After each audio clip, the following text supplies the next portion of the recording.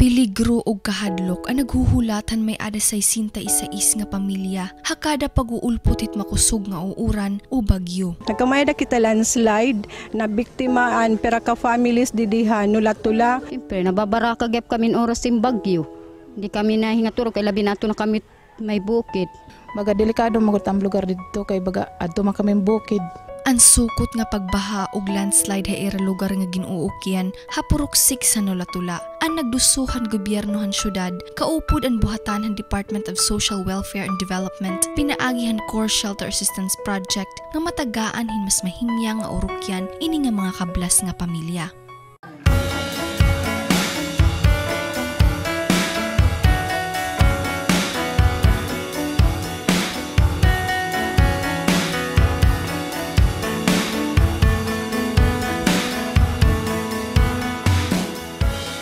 Nga programa ani kita ha Barangay Palanog 103 nga diin 66 families an gin makaka-availhan tinatawag nga core shelter project han DSWD nganhan City Government of Tacloban.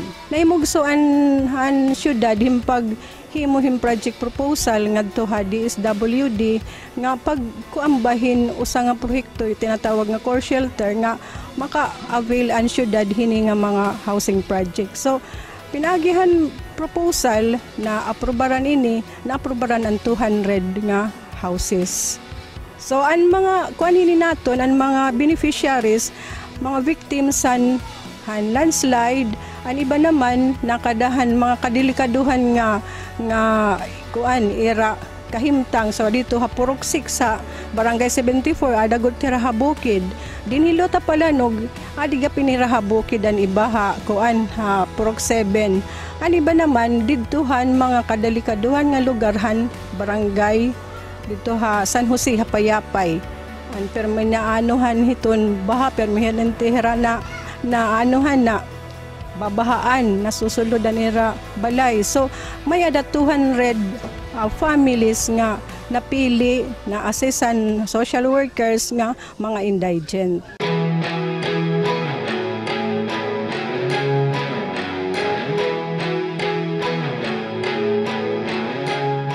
Nagtikangan bulan ng Oktubre din nakalabay nga tuig 2012 ang pagtindog hini nga mga duplex nga klase balay ha Barangay Palanog para hanggang target nga 200 nga pamilya. 70% han gasto hini in nagtikangan DSWD samtang ang nasasalin nga 30% han gasto ang gintaparan gobyerno han syudad.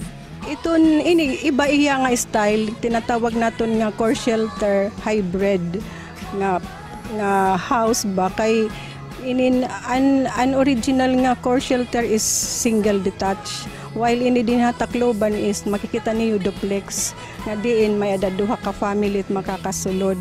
So ha area kada may danira tag 50 square meters kada family tira naanuhan hiton era balay. So amo iton nga dinha Tacloban dinha Barangay Palanog natikangan ini didahan groundbreaking didahan October of last year. So nagtikang-tikan ang pag-layout didahan November of last year. Hasta yan na tuloy-tuloy nagkamayada la pag-stop didahan baga election time siguro adto tapos balik na liwat. Ang mga tao amuhira mismo ang nagtatrabaho. Ito didaig ano na lang natong pera kada mo 200 families na kuanituhin 14 million from DSWD and 6 million tikan ha City Government of Tacloban. So nagkamay-adahin in partnership, collaboration nga din na imugso ini nga proyekto.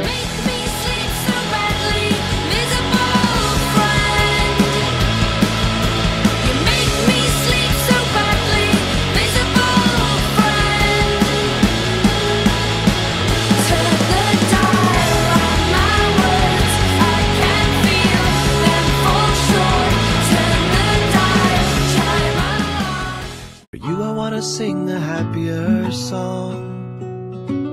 For you I wanna try to right all my wrongs.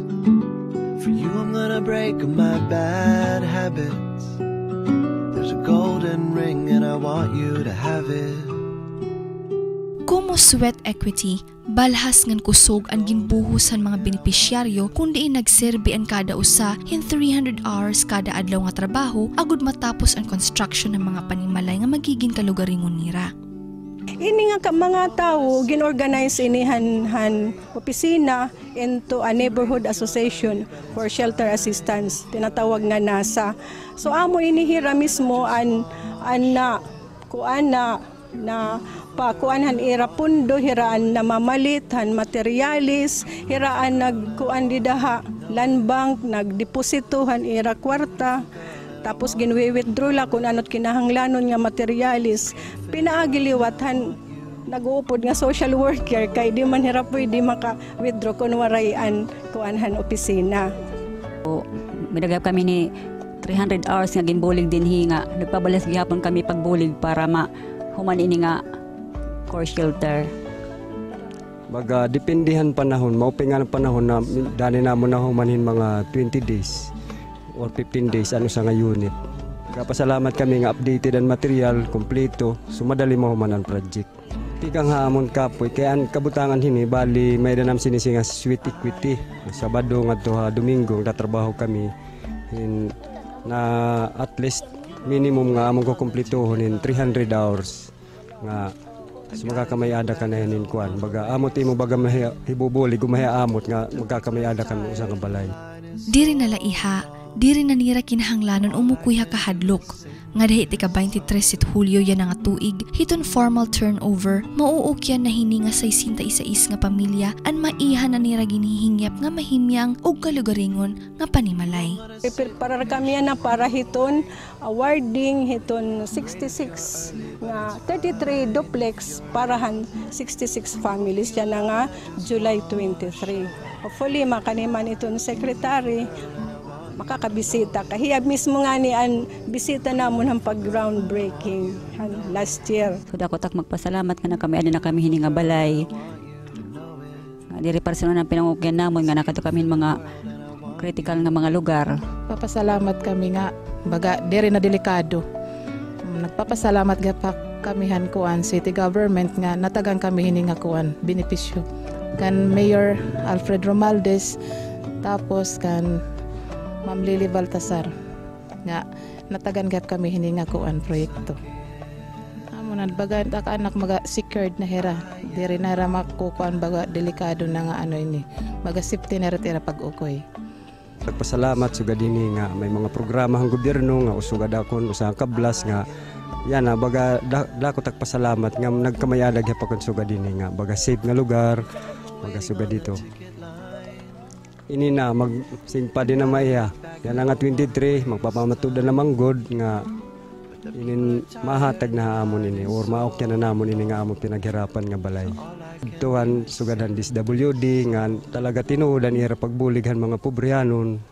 Sugad mga city government, kan mayor, salamat gyapon nga sugad kami nga mga pobre papakatagamtam kami hini nga mga project. Salamat. Maupay gihapon na nagkaada kami kapin sugad hini nga kabutangan ba din nga ani na kami haubos. Na diri na delikado ta amo pag-ukoy. Dako tak pagpasalamat kanda ang sekretary Siliman, taga DSWD, tapos kan mayor. Akong pagpasalamat ayra na tagang kami din nga lugar. Nga anhi kami na din haubos. Amot akon dako tak pagpasalamat gyapon ha era.